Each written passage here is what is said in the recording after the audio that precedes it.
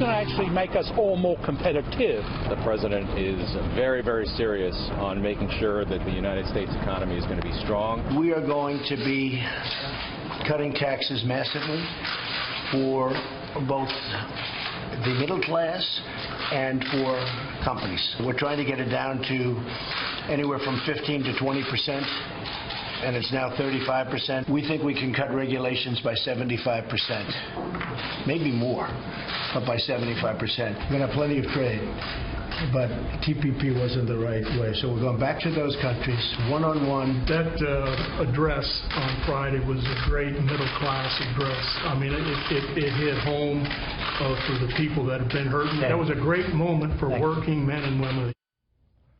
Well, just some sound from the meetings at the White House today. President Trump meeting with business leaders, signing some executive orders, and also meeting with union leaders. Of the 7 unions represented in that meeting today, all 7 of them endorsed Hillary Clinton in the election this past cycle. The executive action so far: he halted reduction of to annual mortgage insurance premium borrowers pay when taking out government-backed home loans, ordered agencies to freeze new regulations, giving the new administration time to review them, imposed a hiring freeze for some federal government workers as a way to shrink the size of government, excluding the military, as the president noted at the signing, issued a directive to federal agencies to ease regulatory burdens of Obamacare that lays the pathway for repeal and replace, signed a notice that the U.S. will begin withdrawing from the TPP, Trans-Pacific Partnership, reinstated the so-called Mexico City policy, a ban on federal funds to international groups that perform abortions or lobby to legalize or promote abortion. That was his definition of day one. Let's bring in our panel. Steve Hayes, editor-in-chief of the Weekly Standard; Mara Liasson, national political correspondent of National Public Radio; editor-in-chief of LifeZette, Laura Ingram; and syndicated columnist Charles Krauthammer. Laura, thoughts on day one in his book? He got a lot done today. Most of these issues are things he campaigned on.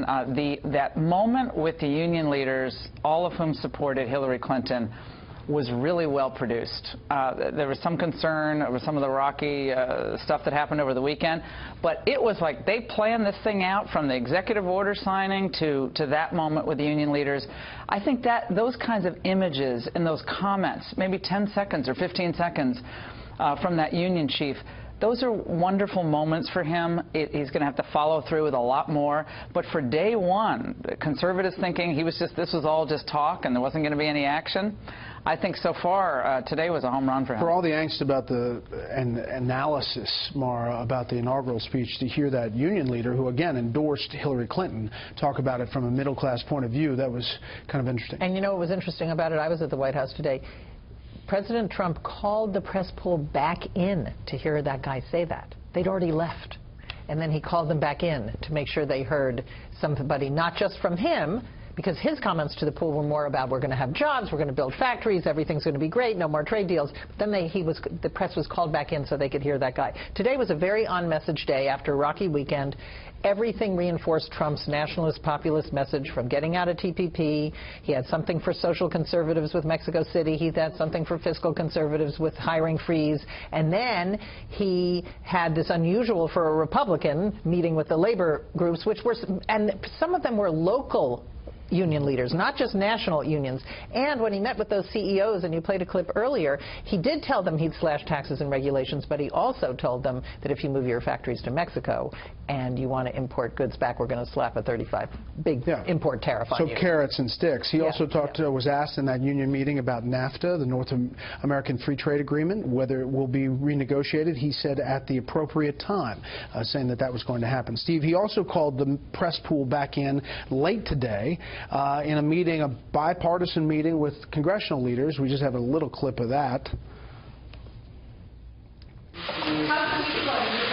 It's very good, and we have a fantastic relationship with everybody at the table. It's a totally just a beautiful, beautiful relationship.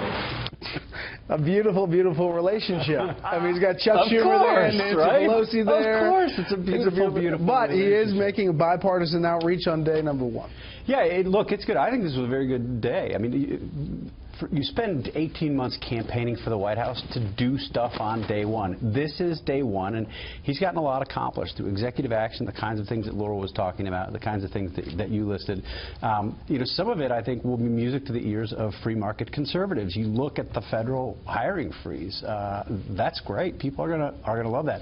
His talk about tax cuts this morning, about eliminating regulations, freezing new regulations, eliminating the ones that exist, that's the kind of thing that are going to make conservatives happy. After the inaugural speech, where I think some conservatives were concerned that there wasn't a case for relimiting government, some of that was good. I think, you know, for those of us who believe in free trade, you're concerned about some of the other comments that he made about the tariffs, about revisiting NAFTA, what have you.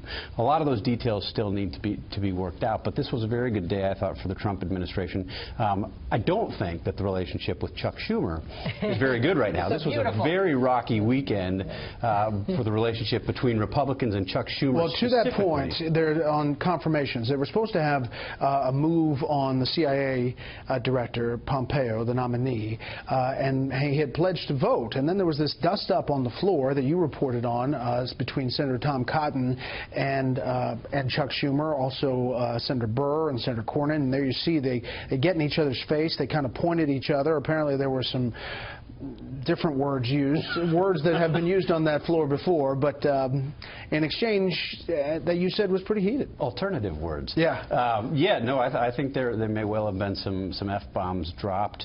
This was a testy exchange because Republicans will tell you that Chuck Schumer made a promise that if Republicans would agree to move the confirmation hearing for Mike Pompeo to be CIA director back one day, Chuck Schumer would agree to include Mike Pompeo in the group that was passed, group of national security officials that was passed through the Senate by voice vote on Inauguration Day.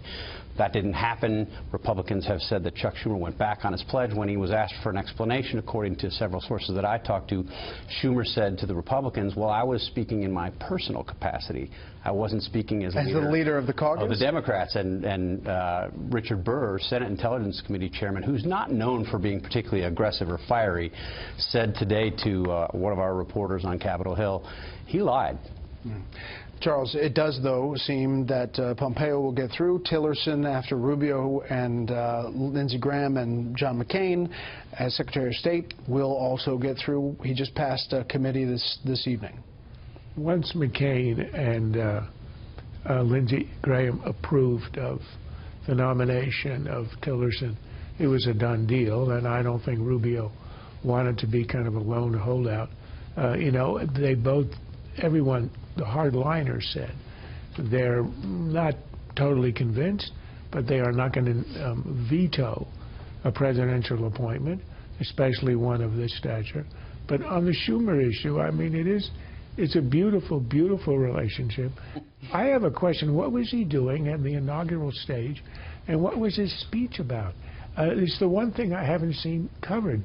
It was one of the oddest events ever. And it was long. It was long, and his speech... Was it long? Yeah, it was long. His speech went nowhere. I mean, now we know about Captain Ballou or General Ballou, whoever it was, but it seems slightly out of place, and it was never actually explained. But that's an aside. Look, Trump had a great day today, starting with the fact that it wasn't Saturday. But it was very organized, very disciplined, and I think that scene of him with the union leaders was a great act of political larceny. That is a Democratic constituency.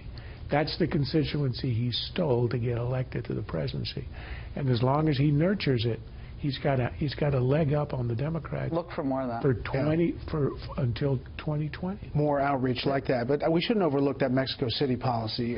Tom Cotton said reaffirming this policy will usher in a new era of concern for the unborn. Not one dime of taxpayer money should pay for abortion. And I think this decision will go a long way towards spreading a culture of life both in this country and around the world. That's a big deal for social conservatives. Absolutely. And Sean Spicer reaffirmed that today in the press conference. He was asked directly about that, and he said, we're standing up, you know, essentially paraphrasing, for the most vulnerable, the people who are, you know, basically unborn and born. All Americans deserve our protection.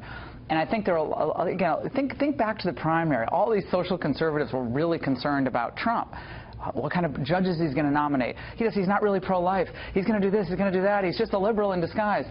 And this is done on day one. That's pretty good so far. Any Republican president would have done this on day one, as they have in the past. However, what happened is presidents who change their parties don't completely blow up the old coalition and replace it with something new. They bridge the old base of the party, like social conservatives, and they bring in new people, like the labor union. So that's what you saw today. He wasn't breaking faith with the old base of the Republican Party. On the contrary, he was making good on all his promises to them. Well, that is after the Republican Party. After Saturday, don't you think today was calming for a lot of Yeah. his party? No question. All right, the first